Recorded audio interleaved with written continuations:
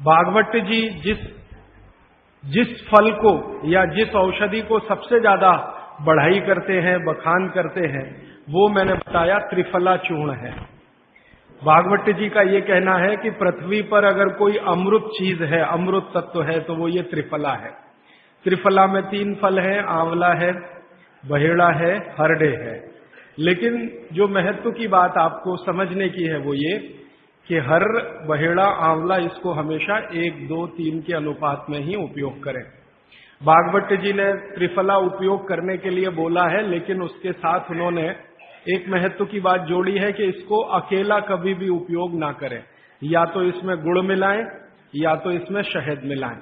अकेला उपयोग करना हो तो ज्यादा दिन ना करें, नहीं तो आपको कुछ कमजोरी सी महसूस होगी। ज्यादा दिन से मतलब 3 महीने के आगे ना करें।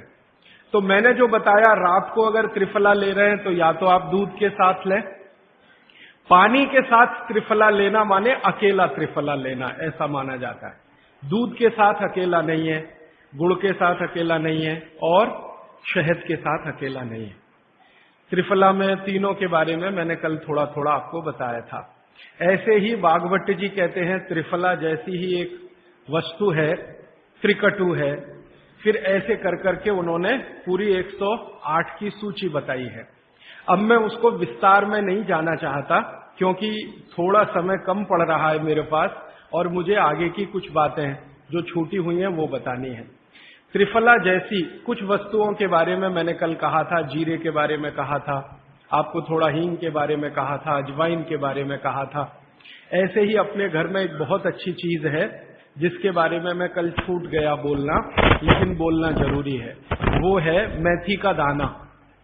भागवत जी कहते हैं कि अपने रसोई में आंवला, हरडे, बहेड़ा, इन तीनों के बाद कोई अच्छी चीज है तो अजवाइन, फिर उसके बाद बोला तो जीरा, फिर उसके बाद बोला तो हींग, और उसके बाद फिर वो बोलते हैं सबसे अच्छी चीज है मेथी का दाना। इस मेथी के दाने के बारे में इसकी जो विशेषता है मेथी की, ये वात नाशक है और कफ नाशक है। वात और कफ 2 बीमारियों को जड़ से खत्म करने की शक्ति इस मेथी में है। मेथी पित्त को बढ़ाती है, वात को कम करेगी, कफ को कम करेगी, पित्त को बढ़ाएगी। इसका मतलब ये हुआ कि मेथी उपयोग अगर आप करते हैं तो वात की बीमारियां खत्म हो जाएंगी पूरी तरह से, और कफ की बीमारियां खत्म हो जाएंगी पूरी तरह से। पित्त की बीमारियां बढ़ सकती हैं क्योंकि मेथी पित्त को बढ़ाती है। तो जिन लोगों को पित्त की बीमारी पहले से है, उनके लिए विनती है कि वो मेथी का उपयोग ना करें। जिनको पित्त की बीमारी पहले से है वो मेथी का उपयोग ना करें। पित्त की बीमारी आप समझते हैं, एसिडिटी होना, हाइपर एसिडिटी होना, अल्सर होना, पेप्टिक अल्सर होना, मुंह में पानी आना, खाने का हजम नहीं होना, खाना खाने के 2-3 घंटे बाद भी खाने का टेस्ट मुंह में रहना, डकारे आना वगैरह वगैरह, हिचकी आना, ये ज्यादातर पित्त से जुड़ी हुई बीमारियां। तो मेथी के लिए भागवत जी कहते हैं कि पित्त के रोगी छोड़कर वात और कफ के रोगी इसको भरपूर मात्रा में ले सकते हैं। अब वात की बीमारियां अगर आपकी हैं, घुटने दुखना, कमर दुखना, कंधे दुखना, जोड़ों का दर्द, मेथी का उपयोग जरूर करें, जरूर करें। अब आप पूछेंगे जी मेथी का उपयोग करने का तरीका बहुत सरल बताया भागवत जी ने कि रात को 1 गिलास गुनगुने पानी में या गर्म पानी में 1 चम्मच मेथी दाना डाल दें, रात भर उसको रखें, सुबह उठकर मेथी दाने को चबा चबा के खाएं। चबा चबा के खाने का महत्व बहुत है। कई लोग मेथी की फंकी लेते हैं, पिसा हुआ मेथी होता है ना, उसकी फंकी लेते हैं, लेकिन फंकी का महत्व इतना नहीं है जितना चबाकर खाए हुए मेथी का है। क्यों? कारण उसका यह है कि जैसे ही मेथी आप चबाते हैं, लार बनना बहुत तेजी से शुरू होती है, क्योंकि मेथी का जो स्वाद है ना वो कटुक है, कषाय स्वाद है उसका। तो उस स्वाद की कोई भी चीज आप चबाएंगे बहुत तेजी से लार बनेगी, और वो लार मैंने आपको पहले ही बता दिया है आपके जीवन के लिए बहुत ही महत्वपूर्ण और उपयोगी है। इसलिए मेथी दाने को चबाकर खाने का असर बहुत गहरा और बहुत अच्छा होता है। तो आप मेथी दाना नियमित रूप से अपने घर में रखें, रसोई में रखें, उसका उपयोग करें। इस मेथी दाने के लिए एक बात वैसे मैंने महसूस की है, हमारे ज्यादातर घरों में अचार जितने भी बनते हैं सब में मेथी होती है, ज्यादातर। तो आप बागवट जी की बात अगर मानते हैं और सुनते हैं तो जो भी अचार में मेथी है वो अचार नहीं है, औषधि है, दवा है।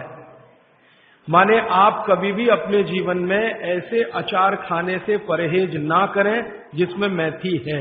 मेथी है तो जरूर खाएं, वो चाहे आम का अचार हो, चाहे कोई भी दूसरा नींबू का हो, या जो भी अचार आप डालते हैं, अगर मेथी है तो जरूर उस अचार को आप खा सकते हैं।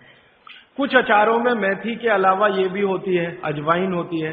अगर अजवाइन है तो आप जरूर अचार खा सकते हैं, क्योंकि महत्व की बात जो आपको मैं समझाना चाहता हूं वो ये कि किसी भी अचार पर, किसी भी फल पर औषधियों का असर फल से ज्यादा होता है। जो विज्ञान की बात है वो ये कि आपने अचार डाला, तो मान लो आम का फल था, आम के फल का अचार डाला, अब इस पे मेथी पड़ गई या इस पे पड़ गया ये अजवाइन पड़ गई, तो अजवाइन और मेथी दो ऐसी औषधियां हैं जो दूसरे के प्रभाव को बहुत कम और अपने प्रभाव को बढ़ा देती है। तो कई लोग ऐसा घबराते हैं ना, मुझे अचार खाना तो अच्छा लगता है लेकिन खा नहीं सकता क्योंकि मुझे ऐसी तकलीफ है। मैं आपको ये कहना चाहता हूं कि अगर मेथी पड़ी हुई है किसी भी अचार में और आप वात के रोगी हैं या आपको कफ की तकलीफ है तो बेझिझक वो अचार खाइए, तो अचार के साथ मेथी जाएगी। और अचार में पड़ी हुई मेथी का असर पानी की मेथी से कई गुना ज्यादा हो जाता है। मैंने जो मेथी आपको बताई वो पानी में रात को डाल के सुबह खाना, इसका जितना असर है, लेकिन अचार में डाली हुई मेथी का असर इससे कई गुना ज्यादा है, क्योंकि अचार में ये मेथी 5-6 महीने साल भर पड़ी रहती है। मेथी के बारे में बागवती जी कहते हैं कि तेल में मिलाकर अगर आपने इसको रख लिया तो बात वही है कि अचार में तो तेल भी है, बिना तेल के अचार नहीं है। अब मेथी उसमें डल गई तो आप समझ लीजिए कि इसकी शक्ति जो काम करने की है वो 20 गुनी ज्यादा होती है, कम से कम 20 गुनी ज्यादा होती है। तो इसलिए अचार में पड़ी हुई मेथी जितनी पुरानी होती जाएगी आपको उतनी ही लाभकारी है। और ठीक यही बात उन्होंने अजवाइन के लिए लिखी है कि अजवाइन अचार में पड़ गई है तो आप समझ लो कि वो बहुत गुनी बढ़ गई है। अब मैं ये दूसरे तरह से सोचता हूं कि हमारे घर में जो माताएं बहनें हैं वो कितनी वैज्ञानिक हैं कि अचार के रूप में मेथी को या अजवाइन को इस तरह से डालती हैं। वो अनजाने में कितना बड़ा विज्ञान का काम कर रही हैं। जानकर करें तो आप सोचो कितना गर्व हो, कितना गौरव हो, लेकिन अनजाने में वो कर रही हैं। तो ये बात मैं विशेष रूप से आपके ध्यान में लाना चाहता हूं कि जिस घर की माताएं अचार बनाना जानती हैं वो बहुत वैज्ञानिक है। भले उन्होंने अपनी मां से सीखा हो या दादी मां से सीखा हो या नानी मां से सीखा हो, अनजाने में आपने एक ऐसी चीज सीख ली है जो दुनिया के बड़े बड़े डॉक्टर नहीं जानते। कोई भी MBBS MD डॉक्टर से पूछ के देख लीजिए, उसके बारे में कुछ नहीं जानता। और चूंकि वो जानता नहीं है तो अनजाने में कह देता अचार मत खाओ जी, हाँ नहीं तो ये हो जाएगा वो हो जाएगा। उसको ये मालूम नहीं है कि मेथी दाने का अचार है, अजवाइन का अचार है, जीरे का अचार है, तो ये जीरा है, मेथी दाना है, अजवाइन है, हींग का अचार एक बनता है। तो बागवती जी कहते हैं कि जितने तरह के फलों के अचार हम बनाते हैं उसमें आयुर्वेदिक औषधि अगर पड़ गई है तो वो फल का असर कम है, औषधि का असर ज्यादा है। और आयुर्वेद की औषधियों को कुछ विशेष कॉम्बिनेशन में तेल के साथ अगर आप उपयोग कर रहे हैं तो असर सबसे ज्यादा है। माने बागवती जी के हिसाब से अचार आप जरूर खाएं, लेकिन इसमें उन्होंने बोला है कि अचार महत्व की बात है कि उसमें या तो मेथी हो, या तो अजवाइन हो, या तो जीरा हो, या तो हींग हो, दालचीनी हो, जो भी है, औषधि के बिना अचार ना खाएं। ये है उनका सूत्र। थोड़ा आगे बढ़ते हैं। वो हमारे रसोई घर में एक चीज के बारे में बहुत बखान करते हैं, माने बहुत बढ़ाई करते हैं। वो ये कहते हैं कि जो लोग खाने के बाद पान खाते हैं चूना मिलाकर, वो जिंदगी भर वात के रोगी होंगे नहीं। जो खाने के बाद पान खाते हैं चूना मिलाकर, वो जिंदगी भर वात के रोगे होंगे नहीं। माने चूना वो बोलते हैं सबसे बेहतरीन वातनाशक औषधि है। मेथी का दाना तो है ही, चूना उससे थोड़ा 1 डिग्री ऊपर है। मेथी दाने से चूना सबसे अच्छी वातनाशक औषधि है। चूने के बारे में भागवत जी का बहुत बहुत रिसर्च है, बहुत रिसर्च है, और वो ये कहते हैं कि ये भगवान की दी हुई प्रचंड मात्रा में अद्भुत ऐसी चीज है जो आपके वात के सब रोगों को दूर करेगी। माने घुटने दुखते हैं, कमर दुखती है, कंधा दुखता है, चूना खाइए। फिर वो कहते हैं कि इतना ही नहीं, शरीर में कैल्शियम जो है ना, कैल्शियम ये एक घटक है, माइक्रो न्यूट्रिएंट इसको कह सकते हैं अंग्रेजी में, सूक्ष्म पोषक तत्व है। ये कैल्शियम के बारे में जो गंभीर बात है आज के विज्ञान के हिसाब से जो मैं कहना चाहता हूं, भागवत जी ने तो 3500 साल पहले कह दिया, आज का विज्ञान उसको प्रूव कर रहा है, कंफर्म कर रहा है। वो ये कि कैल्शियम की कमी अगर शरीर को है तो आपको 20 नहीं 50 बीमारियां आएंगी। कैल्शियम की कमी अगर है शरीर को तो 50 बीमारियां आएंगी। क्या क्या आ सकता है? हर तरह का दर्द आपको होगा, हर तरह का, मांसपेशियों का दर्द, हड्डियों का दर्द, सब तरह का। हड्डियों की जितनी विकृतियां हैं वो सब कैल्शियम की कमी से आएंगे। हड्डियों के जितने रोग हैं वो सब कैल्शियम की कमी से आएंगे। फिर वो कहते हैं कि रक्त के बहुत सारे रोग कैल्शियम की कमी से आते हैं, रक्त के रोग, खून की बीमारी। फिर वो कहते हैं कि बहुत सारे कफ के रोग कैल्शियम की कमी से आते हैं। तो कैल्शियम कम नहीं होने देना चाहिए। जो विज्ञान आज का कहता है, आधुनिक विज्ञान ये कहता है कि कैल्शियम वो माइक्रो न्यूट्रिएंट है, वो सूक्ष्म पोषक तत्व है जिसके शरीर में रहने पर ही दूसरे सूक्ष्म पोषक तत्व उपयोगी होते हैं। ये 12-15 साल का रिसर्च है, एक वाक्य में मैंने खत्म कर दिया।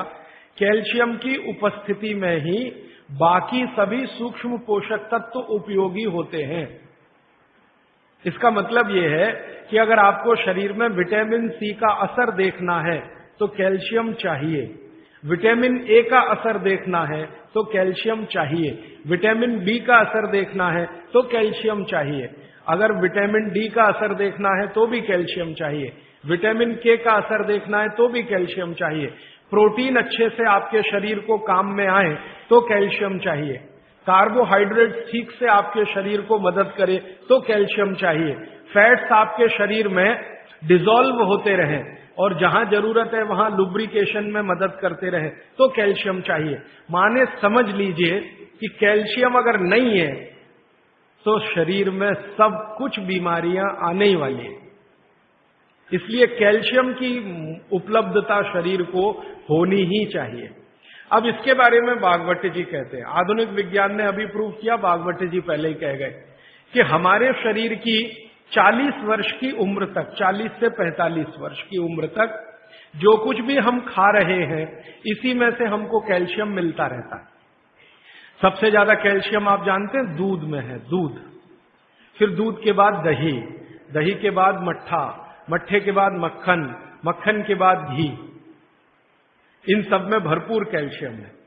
फिर आपने खाया संतरा, मौसम्मी, नारंगी, अंगूर, द्राक्ष, जो भी खट्टे फल, आम वगैरह वगैरह, सब में कैल्शियम भरपूर मात्रा में है। फिर सबसे ज्यादा कैल्शियम फलों में माना जाता केले में है।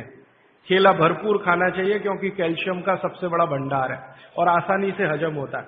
तो ऐसे जो फल हैं इनका जो कैल्शियम है ये 40-45 साल तक हमें आसानी से मिलता रहता है, क्योंकि शरीर की जो बायोकेमिस्ट्री है 40-45 साल तक एकदम दुरुस्त और तंदुरुस्त रहती है। जठर अग्नि भी तीव्र रहती है, बाकी सब फंक्शन ठीक है। लेकिन जैसे ही 45 की उम्र खत्म होती है, माताओं को ये बात विशेष रूप से कह रहा हूं, बहनों को, माताओं को, जैसे ही आपकी 45 की उम्र पूरी होती है और आपका मेंसेस साइकिल बंद होता है, मासिक धर्म आपका बंद होता है, उसी समय आपको कैल्शियम हजम होना कम होना शुरू होता है। आप कितना भी ये सब चीजें खाएं, केला भी खाएं, ये भी खाएं, लेकिन कैल्शियम उतना पूर्ति नहीं करता, क्योंकि कैल्शियम को शरीर में डाइजेस्ट कराने वाला जो हार्मोन है वो तभी तक आपको है जब तक आपकी मासिक चक्र की शुरुआत है। मासिक चक्र बंद होते ही ये हार्मोन कम होता है। आप जानते हैं कई हार्मोन्स कम हो जाते हैं। तो कैल्शियम डाइजेस्ट होना बहुत मुश्किल होता है, तब आपको जरूरत पड़ती है कि बाहर से कैल्शियम लें।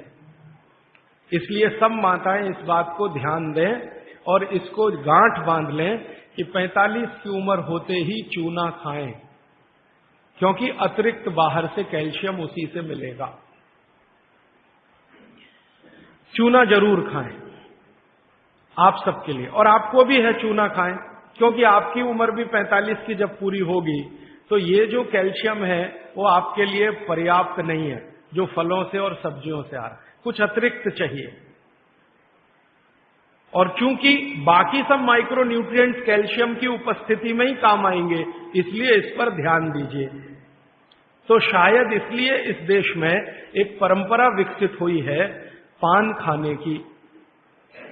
ये पान खाने की परंपरा बहुत वैज्ञानिक है, बहुत ही वैज्ञानिक।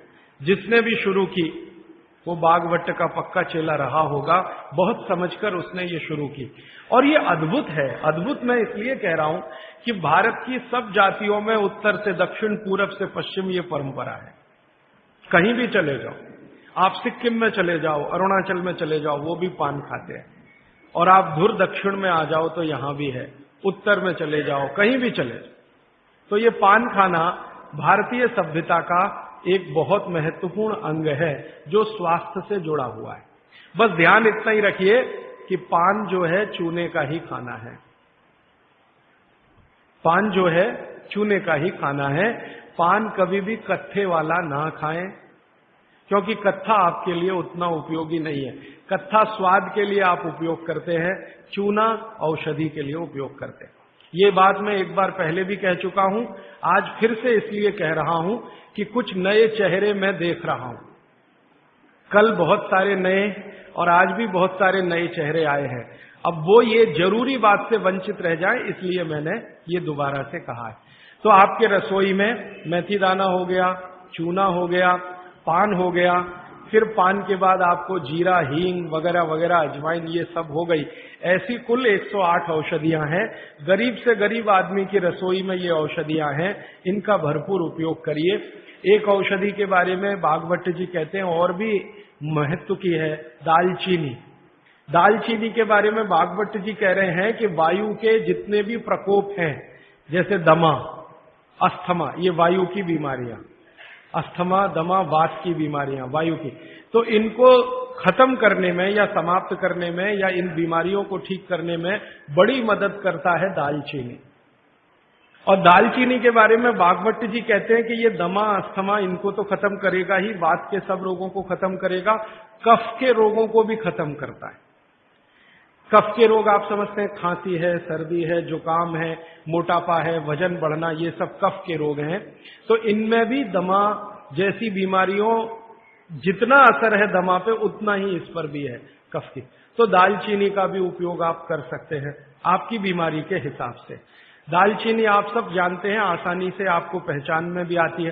बस उसका उपयोग करते समय ध्यान रखें कि ये ज्यादा उपयोगी है पाउडर के रूप में। कई बार मैंने देखा है भोजन बनाते समय हम दालचीनी का पत्ता डाल देते हैं या उसकी वो जो छाल जैसी है वो डाल, वो उतना उपयोग नहीं आता जितना पाउडर करके वो उपयोग में आता है। और दालचीनी के बारे में बागवती जी कहते हैं कि इसको अगर उपयोग कर रहे हैं तो आप गुड़ के साथ इसको खूब घिसिए, रगड़िए, ऐसे ऐसे ऐसे ऐसे खूब अच्छे से गुड़ मिले, फिर खाइए, फिर पीछे से थोड़ा गर्म पानी पीजिए, अद्भुत परिणाम। और अगर आप शहद ले सकते हैं तो शहद के साथ तो इसका मर्दन, मर्दन एक शब्द उन्होंने इस्तेमाल किया, मर्दन माने घिसना, रगड़ना। तो वो कहते हैं कि खूब रगड़ करके, मर्दन करके शहद में ऐसे ऐसे ऐसे ऐसे 5-7 मिनट, फिर चाटिए और थोड़ा हल्का गुनगुना पानी पीजिए, तो आपके शरीर के कम से कम तो 50 रोग ये अकेला दालचीनी खत्म कर देगा, कम से कम 50। कफ के रोग और वात के रोग। तो ऐसी बहुत सारी चीजें अपने रसोई में हैं। अभी मैं थोड़ा आगे बढ़ता हूं, रसोई से बाहर निकलता हूं, क्योंकि रसोई में अगर मैं बोलूं तो और 3-4 दिन जाएगा। आपको और ज्यादा विस्तार से ये जानना है तो मैंने बार बार कहा है, पुस्तकें हैं। एक पुस्तक है जो रसोई घर पर ही केंद्रित है, जिसका नाम है स्वदेशी चिकित्सा। और एक दूसरी है सौंदर्य चिकित्सा, माने स्किन के जितने डिसीज हैं बाहर हैं आप ले जाइए। भागवत जी के ही सारे सूत्र हैं। बस इतना ही हमने किया है कि भाषा थोड़ी सरल की है और उपयोग आप कर सकें आज के समय में, उस हिसाब से उस सूत्र को लिखा है। लेकिन जितने सूत्र हैं किताबों में वो सब परीक्षण करके लिखे गए। 6-7 साल हमने खूब परीक्षण किया है, परिणाम मिले हैं तभी उनको लिखा है, ताकि किसी को फायदा तो हम दें अच्छा है, नुकसान किसी का ना हो हमारे कहने और करने से। मैं थोड़ा आगे बढ़ता हूं। भागवत जी कहते हैं कि भगवान ने, प्रकृति ने हमको जो बहुत सारी चमत्कारिक चीजें उपलब्ध कराई हैं, भगवान ने या प्रकृति ने, उनमें से एक चमत्कारी चीज वो बोलते हैं गाय है। गाय, भागवत जी कहते हैं कि भगवान ने और प्रकृति ने जितनी चमत्कारी चीजें हमें उपलब्ध कराई हैं उसमें से एक है गाय। और गोमूत्र के बारे में वो बहुत बखान करते हैं। बखान शब्द आप समझते हैं, खूब प्रशंसा करना, खूब प्रशंसा करना। वो कहते हैं कि ये गाय का मूत्र अद्भुत है। अद्भुत, अद्भुत है मतलब वो ये कहते हैं कि वात पूरी तरह से खत्म करने की शक्ति इसमें है, कफ पूरी तरह से खत्म करने की शक्ति इसमें है, और पित्त के रोगों को भी खत्म करने की शक्ति है कुछ आयुर्वेदिक औषधियों के साथ। वात और कफ को तो ये अकेला ही खत्म कर देता है, पित्त को खत्म करने के लिए इसमें कुछ औषधियां मिलानी पड़ती हैं। लेकिन वो कहते हैं कि जीवन में 3 तरह के जो जितने रोग हैं, वात, पित्त, कफ, इनकी कुल संख्या मैंने आपको सबसे पहले दिन बोली थी 148 रोग हैं लगभग भारत में। दुनिया की बात नहीं कर रहा हूं, सिर्फ भारत। तो भारत में वात, पित्त, कफ के कुल 148 रोग हैं। भागवत जी कहते हैं हर रोग को खत्म करने की शक्ति अकेली अगर किसी एक वस्तु में है तो ये गोमूत्र है। मेथी का दाना वात को कम करेगा, कफ को कम करेगा, पित्त को खत्म नहीं कर सकता, पित्त को कई बार बढ़ा देता है। कई लोगों को यह महसूस होगा मेथी दाना खाएं तो जलन ज्यादा होती है, गैस बनती है, मुंह सूख जाता है, तो आप समझ लो पित्त भड़क गया आपका। तो उन लोगों के लिए तकलीफ है। लेकिन वो कहते हैं कि यह गोमूत्र एक ऐसी चीज है जो वात, पित्त, कफ तीनों को सम में लाने के लिए सबसे ज्यादा मदद करता है। अब ये तो उन्होंने लिख दिया 3500 साल पहले, तो जरूर कुछ ऑब्जर्वेशन किए होंगे। हमको इस पर भरोसा कम होता था। जब ये बात मैंने पहली बार पढ़ी तो भरोसा कम होता था कि क्या अद्भुत चीज बता रहे हैं वो, वात, पित्त, कफ तीनों को एक साथ सम में ला सकता है। थोड़ा सा मामूली हेरफेर करना पड़ेगा पित्त के रोगियों के लिए, बाकी के लिए तो कुछ नहीं करना। तो फिर हम लोगों को जब शक हुआ कि शायद ये इतना असरकारी नहीं हो सकता, तो गोमूत्र पर हम लोगों ने कुछ परीक्षण किए। हमारा एक बहुत बड़ा समूह है इस देश में, तो उसमें बहुत तरह के लोग हैं, वैज्ञानिक भी हैं, डॉक्टर भी हैं, वगैरह वगैरह। तो कुछ वैज्ञानिक और डॉक्टरों ने मिलकर कहा करके देख लो। भागवत जी कह रहे हैं तो हो सकता है जरूर इसमें कुछ गंभीर बात हो, करके देखो। तो जब करके देखना शुरू किया तो पिछले लगभग 5-6 वर्षों में गोमूत्र पर हजारों परीक्षण किए, हजारों। सबसे पहले तो उसका हमने केमिकल एनालिसिस कराया कि आखिर गोमूत्र है क्या। तो सबसे ज्यादा उसमें पानी है। पानी के अलावा क्या है? तो पता चला पानी के अलावा उसमें कैल्शियम है। तो पता चला पानी के अलावा उसमें सल्फर है। पानी के अलावा उसमें आयरन है। पानी के अलावा उसमें ऐसे जीवन के 18 सूक्ष्म पोषक तत्व हैं जो शरीर को बहुत ही उपयोगी है। पानी तो है ही गोमूत्र में, आपके भी मूत्र में पानी है, लेकिन पानी के अलावा उसमें बहुत कुछ ऐसा है जो आपके मूत्र में नहीं है, मनुष्य मूत्र में नहीं है। कैल्शियम है, आयरन है, सिलिकॉन है, बोरॉन है, Fe है, मैग्नीज है, मैग्नीशियम है, ऐसे 18 सूक्ष्म पोषक तत्व। अब मैं आपको पहले दिन की बात याद करा रहा हूं। ये 18 सूक्ष्म पोषक तत्व तो एक साथ अगर किसी चीज में है तो मिट्टी में है, मिट्टी, खेत की मिट्टी में, और दूसरी अगर किसी चीज में एक साथ है तो गाय के मूत्र में। दूसरी कोई भी चीज में अगर है तो गाय के मूत्र में। पहली चीज जिसमें है मिट्टी और दूसरी कोई चीज तो गोमूत्र। तो गोमूत्र का प्रयोग आप जरूर कर सकते हैं। ये जो संपूर्ण घटक वाली एक पेय पदार्थ है या द्रव्य पदार्थ है, इसके बारे में वो कहते हैं कि ये बहुत अच्छा है, चमत्कारिक है। तो हमको लगा कि करके देख लो। तो इसका पहले हम लोगों ने केमिकल एनालिसिस कराया। एक लेबोरेटरी में गाय का मूत्र डिब्बे में भर के दिया, शीशी में भर के, कि जरा देखो इसमें क्या है। तो 6 महीने के बाद, लगभग 8 महीने के बाद, लखनऊ एक शहर है भारत का जिसका बड़ा नाम है, बड़ा जिक्र है, उत्तर प्रदेश की राजधानी है। वहां पर एक बहुत बड़ी प्रयोगशाला है, उसका नाम भी बता दूं ताकि आप चाहें तो उनसे कंफर्म कर लें। प्रयोगशाला का नाम है CDRI, central drug research institute. Bharat में दवाओं पर, औषधियों पर काम करने वाली ये सबसे बड़ी संस्था है। तो इनके यहां सबसे पहला टेस्टिंग हुआ। शीशी में भरा गोमूत्र हमने दिया और 3-4 तरह के गोमूत्र दिए। एक तो वो जर्सी गाय होती है ना, जर्सी गाय, विदेशी गाय, उसका भी दिया, होलिस्टियन फ्रीजियन जाति की गाय का दिया, और जो भारत की गाय है, देशी गाय अपनी, उसका दिया। तो वैज्ञानिकों ने 6 से 8 महीना लगाया। फिर रिपोर्ट आई। रिपोर्ट के बाद पता चला कि शरीर की बीमारियों को खत्म करने के लिए जितने घटक चाहिए वो सब गोमूत्र में हैं, सबके सब है। अब जैसे मैं आपको नाम लेके कहूं, आपको त्वचा का कोई भी रोग हो गया त्वचा का, तो इसका माने आपके शरीर में एक घटक कम हुआ। घटकों की कमी से ही रोग होते हैं। वो घटक का नाम है सल्फर। एक केमिकल कम होता है जिसका नाम है सल्फर। जिनको भी स्किन डिसीज होंगी उनके शरीर में सल्फर कम हो जाएगा। ये है बात। अब गाय के मूत्र में भरपूर मात्रा में है सल्फर, भरपूर। तो हम लोगों ने क्या किया कि ये त्वचा रोग वालों को इकट्ठा करके, सल्फर चाहिए तो सल्फर हम चाहें तो होम्योपैथी में दे सकते थे उनको, सल्फर चाहे तो आयुर्वेद में भी दिया जा सकता था। हमने ना होम्योपैथी में दिया ना आयुर्वेद में दिया। उनको कहा भाई गोमूत्र में सल्फर है और आपको सल्फर की जरूरत है तो आप पी के देख लो। तो उनमें से कुछ ने पिया, कुछ ने नहीं पिया, कुछ को लगा कि कैसे पिए हैं, इसमें वगैरह वगैरह बहुत सारी तकलीफें हैं। वो एक आदमी तो मुझे कहता था, राजीव भाई इतनी बास आती है, कैसे पी सकता हूं। और वो रोज 1 बोतल दारू पी लेता था, गोमूत्र पीने में उसको बास आती थी। तो मैं उसको समझाता था, भैया दारू की जो बास है उससे अच्छी तो ये है, लेकिन वो माना नहीं। खैर, जिन लोगों ने पी लिया, हमने देखा कि 1.25 महीने से ही उनके त्वचा का रंग बदलना और उनका जो रोग है वो बदलना शुरू हुआ। 3रे महीने तक आते आते संपूर्ण रोग ठीक। और क्या क्या रोग ठीक हुए? सोराइसिस ठीक हुआ, जो कभी ठीक नहीं होता, आप जानते हैं। एलोपैथी वाले तो कहते हैं सोराइसिस ठीक ही नहीं होता। सोराइसिस के बारे में वो कहते हैं कि आदमी मरे तो ठीक होता है, ये भाषा है डॉक्टरों। तो वो सोराइसिस ठीक हुआ। एक्जिमा तो इतने आसानी से ठीक हुआ कि बहुत ही आसान। खुजली, खाज, दाद, सब तरह के त्वचा रोग ठीक हुए। तो बात समझ में आई कि बागवती जी सही कहते हैं। फिर हमने इसका एक्सपेरिमेंट घुटने दुखने वालों पे किया। घुटने दुखते हैं, कमर दुखती है, कंधा दुखता है, और देखा कि रिजल्ट बिल्कुल सही है। 15 से 20 दिन में ही असर है। फिर हमने इसका प्रयोग कफ वालों पे किया। खांसी है, सर्दी है, जुकाम है, 20-20 साल की खांसी है, 25-25 साल की खांसी है।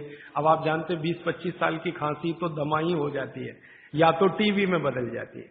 तो उसमें देखा तो इतना तीव्र असर है इसका कि अगर आप ट्यूबरकुलोसिस के किसी भी पेशेंट को सरकार का इलाज कराएं, आप खुद कर लेंगे एक्सपेरिमेंट, मैं तो 20 बार कर चुका। सरकार का इलाज आप जानते हैं, गोलियां, डॉट्स की गोलियां टीबी के मरीजों को देते हैं और कहते हैं हम फ्री में बांट रहे हैं। तो एक आदमी को आप बोलो कि डॉट्स खाए और इलाज कराए, और दूसरा ऐसा ही आदमी पैरेलल ले लो जिसको टीबी है, अस्थमा है, दमा, उसको को नहीं तुम सिर्फ गोमूत्र पियो और कुछ मत करो। फ्रेश गोमूत्र माने फ्रेश, जो ताजा। तो आप देखेंगे कि वो डॉट्स की गोली खाने वाले को 4 महीने से 6 महीने लगेंगे और ये गोमूत्र पीने वाले को 1.25 महीने से 2 महीना ही लगेगा और ठीक होगा। और ये एक बार ठीक हुआ गोमूत्र पी के, इसको दोबारा टीबी नहीं आएगी, क्योंकि गोमूत्र बीमारी ही ठीक नहीं करता, प्रतिरोधक शक्ति इतनी बढ़ा देता है कि वो बीमारी भविष्य में दोबारा ना आए। तो समझ में आया कि बागभट्ट जी तो कुछ गलत नहीं बोल गए, सही। फिर हमने और एक एक्सपेरिमेंट किए कि जिनको डॉट्स दी जा रही है, ऐसे कुछ मरीज एम्स में हमने चिन्हित किए। ज्यादा एक्सपेरिमेंट हमने एम्स के डॉक्टरों की मदद से किए। तो ऑल इंडिया इंस्टीट्यूट के कुछ मरीज जिनको डॉट्स दी जा रही है, नियमित रूप से टीबी के लिए वो आते हैं, उनको शीशी में भर भर के ये दे दिया, और ये नहीं कहा कि ये गोमूत्र है, क्योंकि कहो तो खाएं नहीं और पिए नहीं। उनको कहा ये बहुत अच्छा सिरप है, आप इसको पीते रहो। अब वो आते थे, शिकायत करते थे कि ये कैसा सिरप है, इसमें कुछ बास सी आती है, दूसरे सिरप तो मीठे मीठे लगते हैं कि भाई ये सिरप